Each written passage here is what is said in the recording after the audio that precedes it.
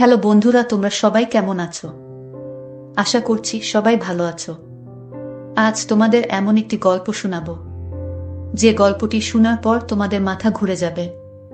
তাহলে মূল গল্পটি তোমাদের সাথে শেয়ার করি। আমার স্বামী কয়েকদিন ধরে রোজ সময় পেলেই জানালা খুলে নিচে পাশের বাড়ির উঠানের দিকে তাকিয়ে থাকে। প্রথম প্রথম আমি সেটাকে স্বাভাবিক ঘটনা বলে মনে করে ব্যাপারটা খুব একটা আমলে নিইনি, কিন্তু সেটা যখন আমার চোখের সামনে ঘন ঘন হতে লাগলো, তখন আর নিজের কৌতূহল চেপে রাখতে পারলাম না। খুব জানার ইচ্ছে হতে লাগলো ঘটনাটা আসলে কি। আমার স্বামী আশরাফ নিচে তাকিয়ে পাশের বাড়িতে কি এমন জিনিস অমন অপলক দৃষ্টিতে তাকিয়ে দেখে, তা জানতে স্বামীর বিরুদ্ধে আমি তলে তলে গোয়েন্দাগিরি শুরু করলাম। কখন সে জানালার সামনে গিয়ে দাঁড়ায় তাই লক্ষ্য করতে থাকলাম। ইচ্ছে আছে ঠিক তখনই গিয়ে তাকে জিজ্ঞেস করব, কি দেখো অমন করে। এরপর থেকে দুদিন ধরে সে অফিসের কাজে অনেক ব্যস্ত হয়ে পড়ল। তার জন্যই হয়তো জানালার কাছে যাওয়ার সময় পাচ্ছে না সে।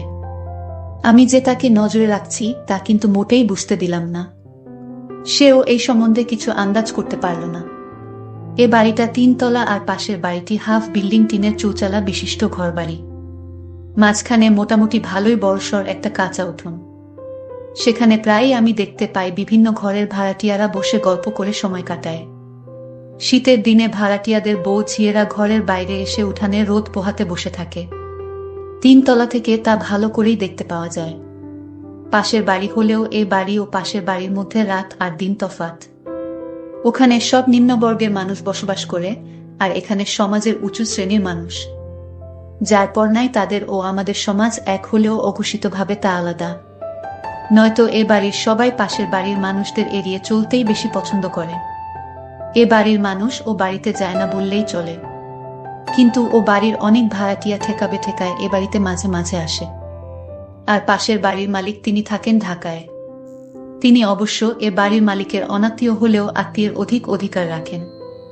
সপ্তাহ খানেক পরে হঠাৎ করে একদিন আমার সামনে সুযোগ এসে গেল। আশরাফকে দেখলাম জানালার কাছে দাঁড়িয়ে আছে। সেই অবস্থায় তাকে দেখে কাছে গিয়ে জিজ্ঞেস করলাম, কি গো, তুমি নিচের দিকে তাকিয়ে প্রতিদিন কি দেখো? আমার স্বামী স্বাভাবিকভাবে বলে, কই কিছু না তো। আমি তার কথা বিশ্বাস করতে পারলাম না। পুরুষ মানুষের চোখ দুটি কিসের দিকে বেশি আকৃষ্ট হয় তা তো আর আমাকে কারো বলে দিতে হবে না। আমি তা ভালো করেই জানি। তাই স্বামীর সরল কথা আমি এত সহজে মেনে নিতে পারছি না। অবশ্য পাশের বাড়িতে অমন কেউ নেই যে আমাকে টেক্কা দিতে পারে। আর ওরা তো অনেক দিন ধরেই সেখানে আছে। আগে তো কখনো এমন স্বভাব ছিল না আমার স্বামীর। তবে হঠাৎ করে কি এমন দেখার জিনিস গজালো সেই বাড়িতে, তা আমাকে জানতেই হবে। মনে মনে ভাবলাম, নিশ্চয়ই নিচের সেই বাড়িতে দেখার মতো কিছু একটা অবশ্যই আছে। নইলে প্রতিদিন সে একই রুটিন মেনে চলছে কেন? সেদিন থেকে আমার স্বামী জানালার কাছে কম যায়। আমিও তাই সবসময় একটা চোখ সেদিকেই রাখি। কিন্তু এখন আর ওকে জানালার কাছে বেশি যেতে দেখি না। বুঝতে পারলাম বোকামি করে ফেলেছি। জিজ্ঞেস না করে পিছনে দাঁড়িয়ে উকি দিয়ে দেখলেই সব আমার কাছে পরিষ্কার হয়ে যেত। এখন আমার স্বামী নিশ্চয়ই সাবধান হয়ে গেছে। তাকে ধরা এখন কি আর আমার পক্ষে এত সহজ হবে? জানি সেই রকম কিছু হলে মোটেই সহজ হবে না, কিন্তু আমিও হাল ছাড়বার পাত্রী নই। বিয়ের পরে মা আমাকে পৈপি করে বলে দিয়েছেন, শোনো মা, পুরুষ মানুষকে কখনো চোখের আড়াল করতে নেই, তবে দেখবি কই না কই গিয়ে একটা না একটা অঘটন ঘটিয়ে ছাড়বে। মায়ের কথাটি কিন্তু আমি কখনো ভুলি না। এই পুরুষ মানুষগুলো বড়ই অদ্ভুত, কখন কি করে বসে তার কোনো গ্যারান্টি নেই। তাই আমিও ভালো মতো সাবধানে থাকি। স্বামীকে যথাসম্ভব চোখের দৃষ্টিতে বেঁধে রাখার চেষ্টা করি। একদিন আমার স্বামীকে বললাম, টুকিটাকি কিছু জিনিসপত্র কেনার দরকার, চল মার্কেটে যাই। আমার স্বামীর শরীর ভালো নয় বলে আমাকে একাই মার্কেটে যেতে হলো।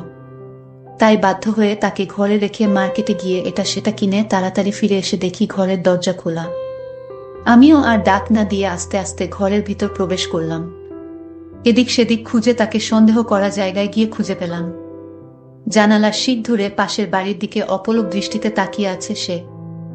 আজ আর আগে সেই ভুল করলাম না। চুপিসারে তার পিছনে গিয়ে নিচে উকি দিয়ে দেখলাম দুজন দুজনের দিকে অপলক দৃষ্টিতে তাকিয়ে আছে। আরে পাশের বাড়ির উঠানের মাঝখানে দাঁড়িয়ে আছে। আমি আসার সাথে সাথেই সে পালিয়ে গেল। আর আমার স্বামী তার দিকেই অমনভাবে তাকিয়েছিল। বাহিরে কি ছিল, মানুষ না অন্য কিছু, তা আমি কখনোই দেখতে পারিনি। আর একটু আগে এলে হয়তো দেখতে পেতাম। আমি মনে মনে ভাবলাম কি ভুল করেছি, আর একটু আগে এলেই সব পরিষ্কার হয়ে যেত। কিন্তু আজ আর সেই সুযোগ হয়নি। হঠাৎ একটা দৃশ্য দেখে আমার মাথাটা চক্কর দিয়ে উঠল। আশরাফের গায়ে পড়ে যাচ্ছিলাম প্রায়, কিন্তু জানালার শিক ধরে নিজেকে সামলিয়ে নিলাম। তাই দেখে আশরাফ চমকে উঠে জিজ্ঞেস করে, তুমি কখন কোনো সময় এলে? দরজাকে খুলে দিল। আমি বললাম, তুমি কোনো কথা বলবে না আমার সাথে? নিচে তাকিয়ে দেখলাম নিচের উঠানে এখনো নির্লজ্জের মতো জানালা দিয়ে তুমি কি এমন দেখছ? তার চোখে মুখে ভয়ের ছাপ স্পষ্ট দেখতে পাচ্ছি আমি। ওদিকে তাকিয়ে চোখের জল ফেলে বললাম, জানি না তিনি শুনতে পেলেন কিনা, তবে আমার মুখ ও বলার ভাব দেখে নিশ্চয়ই বুঝতে পেরেছেন। আমি তাকে সন্দেহ করা শুরু করলাম। আমার মন থেকে কিছুতেই সন্দেহর ভারটা সরাতে পারছি না। সেখানে সন্দেহ ছাড়া কিছুই ছিল না আমার স্বামী আমাকে অনেক বোঝানোর চেষ্টা করলেন, কিন্তু আমি তার কোনো কথা শুনতে রাজি হলাম না। সেদিন থেকে 1 সপ্তাহ ধরে দুইজন 2 রুমে থাকি। স্বামীর সব কাজ নীরবে করে যায়, কিন্তু কথা বলতে মন চায় না। ভাবি আমার স্বামীর এমন স্বভাব, আমি কখনো স্বপ্নেও তা ভাবতে পারি না। আমি আমার স্বামীকে অনেক ভালোবাসি। সে মানুষটা মোটেও খারাপ নয়, হয়তো চোখের নেশায় পড়ে গিয়েছিল, কিন্তু জানালা দিয়ে আমি তো কিছুই দেখতে পেলাম না। তাহলে আমার স্বামী জানালা দিয়ে কি এমন দেখে? আমার সন্দেহ মনে লেগেই থাকলো। এখন আর কতদিন ধরে জানালার ধারে কাছেও যায় না সে। হয়তো নিজের ভুল এখন সে বুঝতে পেরেছে। আর আমি বা নিজের স্বামীকে শুধু শুধু একা দোষী ভাবছি কেন? ভাবলাম একদিন গিয়ে কয়েকটি কথা ওনাকে ভালো করে শুনিয়ে আসব। কিন্তু কাকে শোনাবো এই কথা? বলবো এভাবে আমার স্বামীর দিকে তাকিয়ে না থেকে নিজের মানুষটার দিকে নজর দিক। কিন্তু আমি কাকে বলবো সেই কথা? আমি তো কাউকে দেখতে পাইনি। আমি যদি শিওর কাউকে দেখতে পারতাম তাহলে এই কথাগুলো সেই মানুষটাকে বলা যেত। কিন্তু আমি ভাবলাম ওই বাড়িতে মলিলারা আছে, তাদেরকে এই কথাগুলো বলে আসি। কিন্তু মনে মনে ভাবলাম একজনকে সরাসরি না থেকে তাকে শুধু সন্দেহ করা ঠিক না। আর আমি যে কথাগুলো বলতে ভাবছিলাম তাও তো বলা ঠিক হবে না, কারণ আমি তো কাউকে দেখতেই পাইনি। যদি কাউকে ধরা যেত তাহলে হয়তো কথাগুলোর আগেই বলতাম। যাই হোক, আমি আমার স্বামীর সাথে ঝগড়া করলাম, কিন্তু যেহেতু সরাসরি কাউকে দেখতে পাইনি, সেহেতু স্বামীর সাথে ঝগড়া করার কোনো মানে হয় না। আমি ভাবলাম যেদিন নিজ চোখে দেখতে পারবো সেদিন হবে বোঝাপড়া। আজ মনে মনে সিদ্ধান্ত নিলাম স্বামীর সাথে ঝগড়া মিটিয়ে ফেলব। তাই আয়নার সামনে দাঁড়িয়ে নিজেকে গুছিয়ে নিলাম। আশরাফ বসে বসে টিভি দেখছে। আমি তো তার সাথে কথা বলি না, তাই টিভিতে এটা সেটা দেখেই সে এখন সময় কাটায়। আর সকাল হলে তো অফিসে যাওয়ার ব্যস্ততা শুরু হয়ে যায়। নিজেকে আয়নার সামনে ভালো করে আরো একবার দেখে নিয়ে তারপর ড্রয়িং রুমের দিকে এগিয়ে গেলাম। ভাবছি হঠাৎ করে পিছন থেকে হাত দিয়ে তার চোখ দুটি ধরে চমকে দিব। ড্রয়িং রুমে টিভি চলছে, কিন্তু আশরাফ সেখানে নেই। সে জানালার কাছে গিয়ে দাঁড়িয়ে আছে। আমি তাকে সেখানেই পিছন থেকে চোখ বেঁধে তাকে চমকে দিয়ে বললাম, আর ঝগড়া নয়। কিন্তু হঠাৎই আশরাফ পকেট থেকে কিছু একটা বের করে জানালা দিয়ে নিচে ছুঁড়ে দিল। আমি তৎক্ষণাৎ জিজ্ঞেস করলাম, তুমি কি ছুঁড়ে দিলে? চিঠি, মানে প্রেমপত্র। আশরাফ আমার দিকে তাকিয়ে বলে, কিছু না। তবে হিমা, তোমার মাথাটা শীঘ্র নষ্ট হতে চলেছে। বাজে চিন্তা বাদ দাও। আমি তার কথা বিশ্বাস না করে কাছে গিয়ে নিচে তাকিয়ে কাউকে দেখতে পেলাম না। ভাবলাম আমার চোখের ভুল হবে হয়তো। আশরাফকে বললাম, আমি ঠিক করেছি আজ থেকে তোমার সাথে আর ঝগড়া করব না। তুমিও আমার মনে কষ্ট লাগে এমন কাজ করো না প্লিজ। আশরাফ হেসে বলে, ঠিক সিদ্ধান্ত নিয়েছ। আমি কখনোই এমন কাজ করব না কখনো, যাতে তুমি কষ্ট পাও। সেদিন আমরা অনেক জায়গায় ঘুরতে গেলাম, কিন্তু পরদিন জানালার কাছে একটা 1000 টাকার নোট পড়ে আছে দেখে তুলে নিলাম। বুঝতে পারলাম কালকে আশরাফ জানালা দিয়ে তবে টাকা ছুঁড়ে মেরেছে। তাড়াহুড়ো করে একটা হয়তো পড়ে গিয়েছিল। টাকাটা তুলে নিয়ে রেখে দিলাম। রাতে বাসায় ফিরে এলে 1000 টাকার নোটটি আশরাফের হাতে দিয়ে বললাম, সকালে পেলাম জানালার কাছে পড়েছিল। আশরাফ বলল, তুমি পেয়েছো, তোমার কাছেই রেখে দাও। আমি টাকাটা ওর হাতে তুলে দিয়ে বললাম, আমার এই মাসের হাত খরচের টাকা প্রায় সবই জমা হয়ে আছে। আশরাফ আর কিছু না বলে টাকা পকেটে ঢুকিয়ে নেয়। মাসখানেক ভালোই কাটলো আমাদের, কিন্তু হঠাৎই সবকিছু যেন তাসের ঘরের মতো ভেঙে পড়ল। আমি শুধু দেখে কষ্টে পেলাম, কিছু করতে পারলাম না। প্রতিদিনের মতো ঘরের টুকিটাকি জিনিসপত্র গুছাতে গুছাতে হঠাৎ সেই জানালার কাছে গিয়ে দাঁড়িয়ে পড়লাম। নিচের দিকে চোখের দৃষ্টিটা না চাইতেও চলে গেল। এমন দৃশ্য নিজের চোখে দেখতে হবে তা কল্পনাও করতে পারিনি আমি। আমার স্বামী একটা বয়স্ক মহিলার ঘরে প্রবেশ করছে এবং তাকে কিছু টাকা পয়সা দিয়ে চলে আসছে। কেউ দেখার আগেই আমি জানালা থেকে মুখটা সরিয়ে নিলাম। আমি ভাবলাম, আমার স্বামী তো কিছু হয় না, এই মহিলার তাহলে আমার স্বামী তাকে টাকা দিল কেন? আমি কিছুই বুঝতে পারছি না। আজকে এই দৃশ্য দেখতে পেয়েও আমার মাথা চক্কর দিয়ে উঠল না। এর কারণ হলো ওই মহিলাটিকে আমার জানা নেই। আমার স্বামীকে জিজ্ঞেস করলাম, আশরাফ, তুমি তো বলেছিলে তোমার মনে কথা আমার কাছে বলবে। বিয়ের আগে তুমি আমায় কথা দিয়েছিলে তুমি আমার সাথে তোমার সকল কথা শেয়ার করবে। তাহলে আজ জানতে চাই, এই মহিলাটিকে যার দিকে তুমি তাকিয়ে থাকো সে তোমার কি হয়? আমি আমার স্ত্রীকে বললাম, আমার প্রতি তোমার বিশ্বাস আছে, যদি থাকে তাহলে এই প্রশ্ন আমাকে আর দ্বিতীয়বার করবে না। কেন করব না? আমাকে তোমার বলতেই হবে উনি কে, ওনার সাথে তোমার কিসের সম্পর্ক?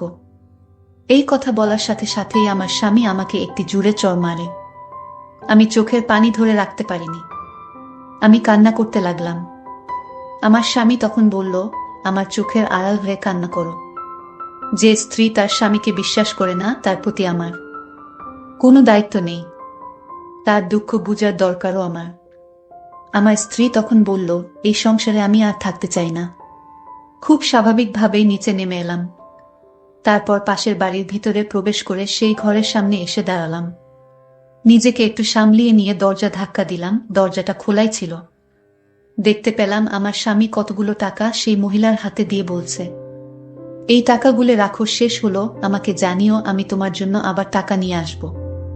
তোমার ওষুধ যা লাগে কিনে নিও। আমার মাথায় একটা কথাই সারাক্ষণ ঘুরপাক কাচ্ছে, সেই মহিলাকে আমার স্বামী টাকা দেয় কেন? তার সাথে কিসের সম্পর্ক? আমার মনকে আমি কিছুতেই বুঝাতে পারছি না। আমার মনের সন্দেহ লাগলো, তাহলে কি ওই মহিলার সাথে? না, আমি কিছুই ভাবতে পারছি। আমি আর এই সংসারে থাকবো না। আমি আমার বাবার বাড়ি চলে এলাম। কিন্তু আমার বাবা জিজ্ঞাসা করলো, কিরে মা, তুই হঠাৎ চলে এলি যে? আমি বললাম, বাবা, আমি আর আমার স্বামীর বাসায় যাব না। আমি আমার স্বামীকে ভুলে যেতে চাই। বাবা আমায় বলল, কি হয়েছে মা, আমায় বলো দেখি সমাধান করা যায় কিনা। কিন্তু আমি বললাম, তোমার জামাইয়ের কথা মুখে আর উচ্চারণ করবে না। ওকে আমি আর দেখতে চাই না। ও আমাকে মিথ্যা কথা বলে আমাকে বিয়ে করেছে। আমার সাথে ভালোভাবে কথা বলে না। আমি কোনো কথা জিজ্ঞেস করলে কোনো উত্তর দেয় না। বাবা বলল, মা, আমার মনে হয় তোর কোথাও ভুল হচ্ছে, কারণ আমার জামাইবাবু এমন হওয়ার কথা না। আমি যতটুকু জেনেছি, তোরে ভালোবেসে বিয়ে করার কারণে তার বাবা তোর স্বামীকে তেজ করেছিল, কারণ তোর শ্বশুরে আগে থেকেই বউ ঠিক করে রেখেছিল। কিন্তু সে কথা তোর স্বামী মেনে নেয় না। সে তার বাবার কথার অবাধ্য হয়ে তোকেই বিয়ে করেছিল, আর সকল সম্পত্তি থেকে বঞ্চিত হয়েছে। আর সে অন্য কাউকে ভালোবাসতে পারে সেটা আমার বিশ্বাস হয় না রে মা। আমি বলি কি, তুই তোর স্বামীর কাছে ফিরে যা, তোর মঙ্গল হবে। হঠাৎ আমার স্বামী আমার বাড়িতে এসে পড়ল। আমি বললাম, তুমি এখানে আসছো কেন? আমার কাছে আর কি চাও? তোমার তো ওই মহিলাই আছে দেখাশোনা করার জন্য।